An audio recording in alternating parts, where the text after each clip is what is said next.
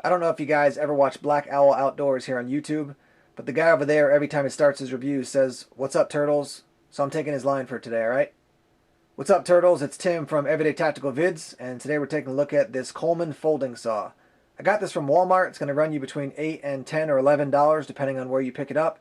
And I got this originally because I wanted to put it in my Walmart-only bug-out bag, and I also thought it would be interesting to review because it is from Coleman.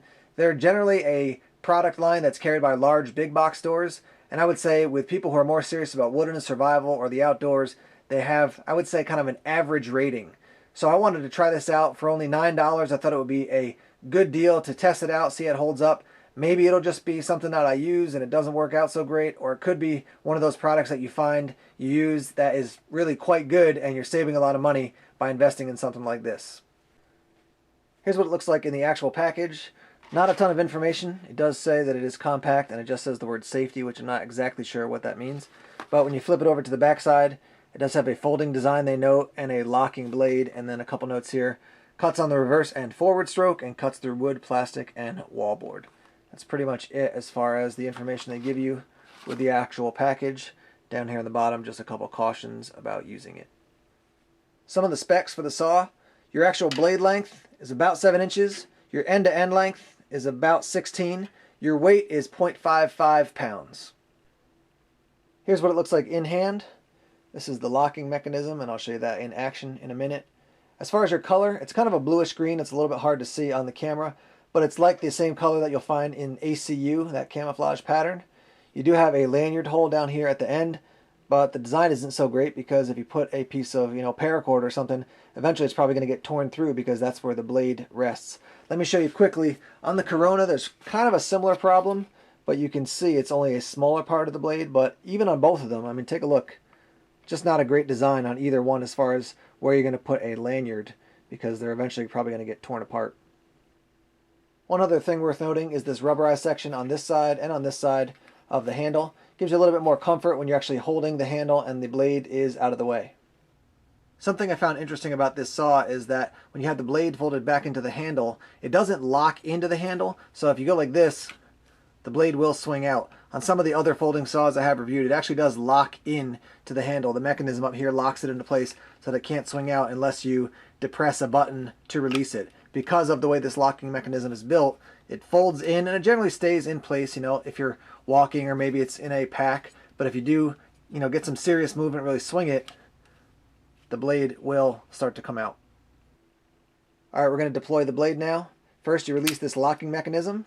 Then you're going to swing the blade out like so. Once it gets up here, you can see, let me show you quickly, this little hook is going to fall into the back of that little loop section here, and then you're going to pull this down and lock it into place. The lockup does feel quite solid. I will note something quickly that just a couple moments ago, let me show you underneath here. The way this is held into place, so you see this metal bar, it runs back and then goes into this, this other piece of metal. That isn't one solid piece of metal. You can pull those two little sections apart, as you can see here. And this got stuck like so on the outside for me. So I had to slide it back in to actually get it to be lined up and ready to be used. So it does go into place like that. It wasn't a huge issue to get it back into place, but that's just something to be aware of as we move forward. So that's what it looks like locked up. Now let's actually use the saw. We're over here at my workbench now. This is actually an old frog gig that I made for one of the other reviews. And we're just going to keep cutting this and see how it holds up. So we'll start over here.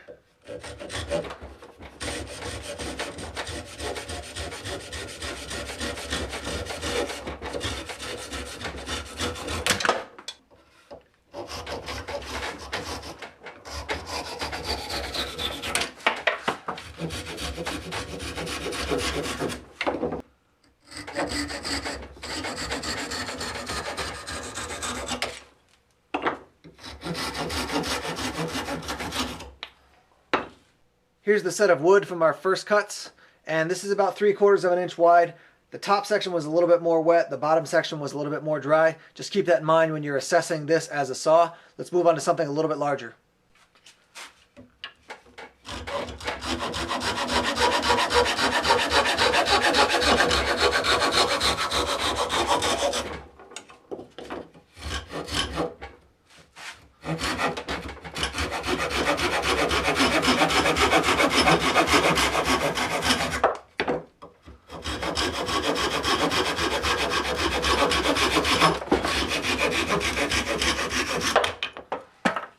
Here's the pile of wood from our second set of cuts. Thus far, I'm pretty impressed with the saw. Let's take it to another level now.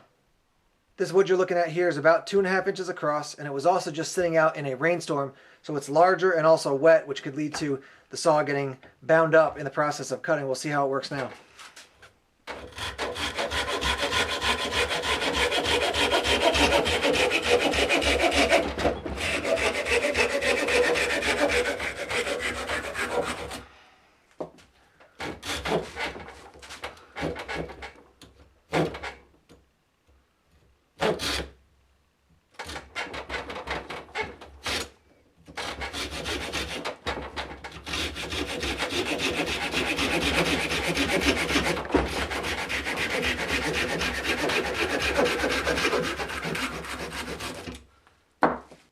This piece here also does have a 2.5 inch diameter. The other one, however, was like a cross section. This one is a full piece of wood, so it's got twice as much actually wood to cut through in the process. And it was also out in the rainstorm as well, so it's still wet.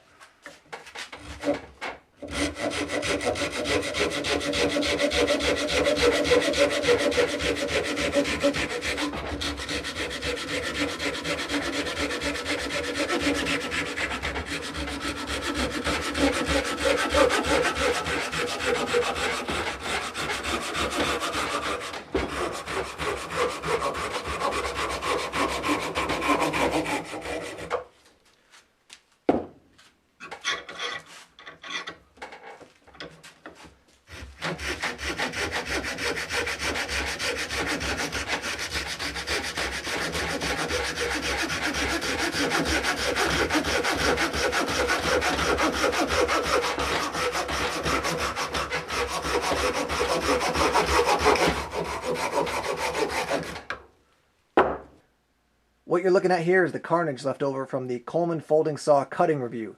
I did about 20 to 30 different cuts.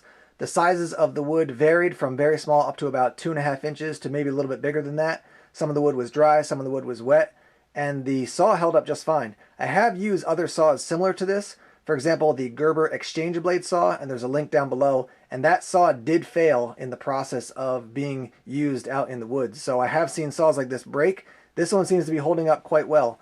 I gotta be honest, I'm a little nervous about the locking mechanism. I'm not sure if that's gonna be a strong section or a strong part of this saw long term, but we will see. At this point, I don't see any weaknesses there after this use or any weaknesses in the access point, but I will report it and let you know how it holds up. If you have one of these and you've used it, please comment down below and tell us how it has worked for you. If this turns out to be an item that's only $9 but works quite well for these types of cuts, then maybe this is one of those deals like the Costa folding knife that I actually reviewed not too long ago. Put a link down below for that as well. Sometimes you find these really good deals for products that you don't think are going to perform that great, but they actually hold up quite well for the amount of money that you're paying for them. So I'll report back in, but at this point, this one's impressing me for the cost and for what it's actually built to do. So check back often, and we'll give you some updates as we use it more. As always, thanks for checking out our videos here on YouTube. Please subscribe to us if you haven't done so already. Like us on Facebook, follow us on Twitter, and check us out on Tumblr. More videos coming soon. Take care.